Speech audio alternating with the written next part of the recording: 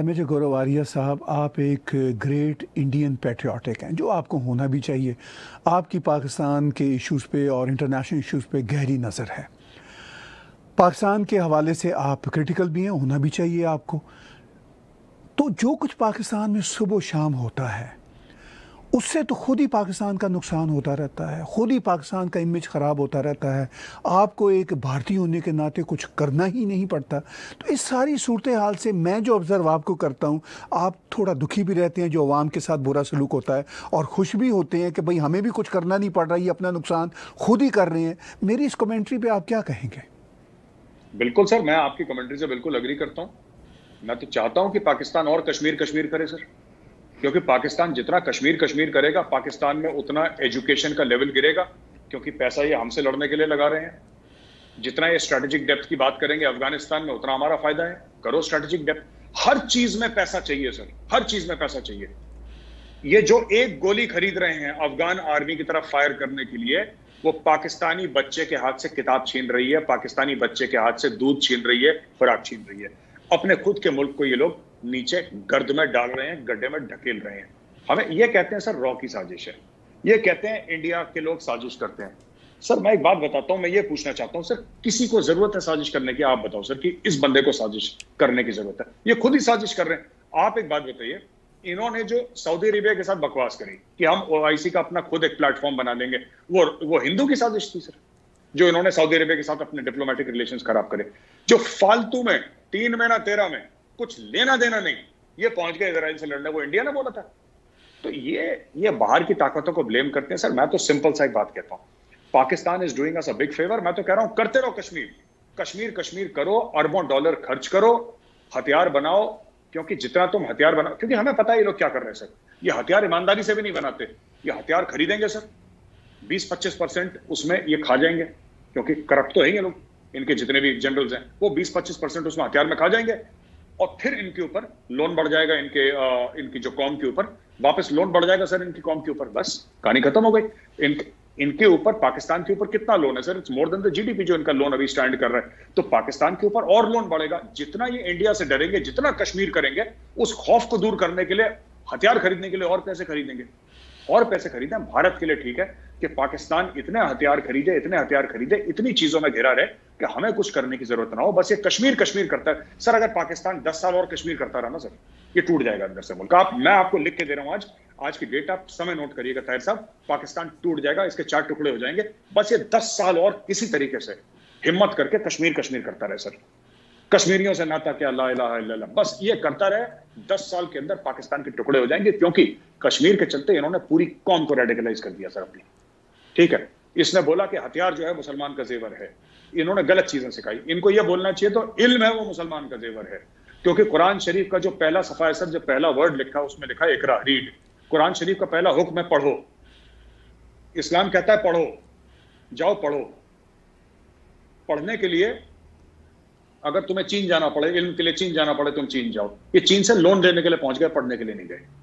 तो ये इनकी किस्मत ही खराब है। और हम तो चाहते हैं, मैं चाहता हूं एज एन इंडियन कि मेरा काम आसान होगा, ये और कश्मीर करें सर। 10 साल अगर इन्होंने कश्मीर कर दिया, Pakistan is done sir, it's over sir. आपकी बातें सुनते हुए मुझे ये भी एहसास होता है कि आप दर हकीकत पाकिस्तान के भी बड़े खैर ख्वाह हैं। आप इतने अच्छे मशवरे दे रहे हैं, आप उनको बता रहे हैं कि अगर आप इसी तरह कश्मीर कश्मीर करते रहे, जैसा कि 70-72 साल से कर रहे हैं, इतनी आपके यहाँ डिस्टेबिलिटी हो चुकी है, आपका एक पूरे का पूरा बाजू भी अलग हो चुका, आप उनको बता रहे हैं अगर आप इसी तरह करते रहे तो आपको और डेंजर्स हैं डिसमेंबरमेंट्स के हवाले से। आप तो मशवरा दे रहे हैं, लेकिन मुझे ये लगता है कि पाकिस्तान की तरफ से ही कोट अनकोट, मुझे ये शब्द बहुत बुरे लगते हैं इसलिए मैं कोट अनकोट कह रहा हूँ, यहूदो हनूद साजिश के ही राग अलापते चले जाएंगे वहाँ की इस्टेब्लिशमेंट के लोग और वहाँ के मीडिया और पॉलिटिशियंस और अशराफिया, और इसी राग को अलापते अलापते ये अपना और बुरा हाल करते चले जाएंगे। तो यानी वही जो मैं अभी आपसे पीछे पूछ रहा था कि यहूदो हनूद की साजिशों की बातें करने वाले अपना ही बुरा बिगाड़ते चले जाएंगे। और ये बुरा आपको किस एक्सटेंट तक फर्दर नजर आ रहा है? सर मुझे तो पूरी एक्सटेंट तक नजर आ रहा है। देखिए, मैं चाहता हूं कि ये बोले कि हिंदू की साजिश है, मैं चाहता हूं ये बोले यहूदी की साजिश है। उससे क्या होगा मैं बताता हूं, हमें फायदा क्या होता है। जब भी कोई चीज खराब होती है सर, वहां पे पाकिस्तानी कहते हैं कि ये यहूदी की साजिश है या हिंदुओं की साजिश है। इससे इंडिया को डायरेक्ट फायदा ये होता है कि पाकिस्तान उस चीज को ठीक नहीं करता, क्योंकि जैसे ही आपने बोला कि यहूदी की साजिश है, हिंदू की साजिश है, पाकिस्तानी आवाम कहती है चलो ठीक है, इसका मतलब साजिश है, हमारी कोई गलती नहीं, हम बिल्कुल ठीक है, राइट। और यही हम चाहते हैं, ये बिलीव करें कि ये ठीक है, क्योंकि अगर ये बिलीव करेंगे, अगर ये विश्वास करेंगे, भरोसा करेंगे ठीक है, फिर ये बेहतरी की ओर नहीं जाएंगे सर, ये उसी दलदल में गिरे रहेंगे।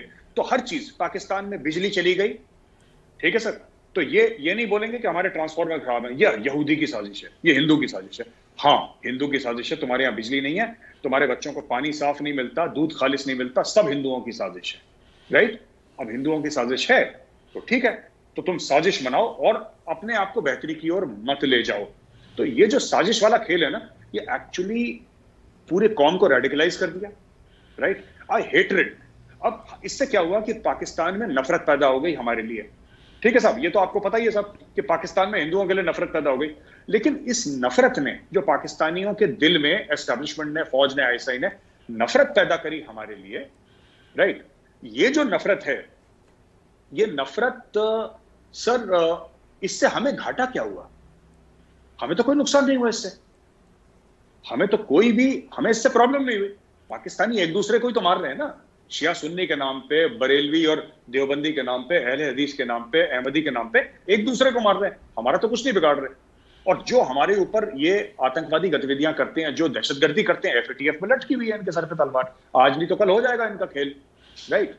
दूसरी चीज, अपने आप को जितना चौधरी समझ लें, ये अगर बेसिस देते हैं अमेरिका को, तो चाइना ठोकेगा, अफगान तालिबान ठोकेगा। ये फंस गए बुरी तरीके से, और हमें कुछ करने की जरूरत ही नहीं, क्योंकि नायल हैं, बेसिकली नालायक लोग हैं। ये मौला जट वाले माइंड फ्रेम में चलते हैं कि हम चौधरी हैं और दुनिया हमसे डरती है, राइट।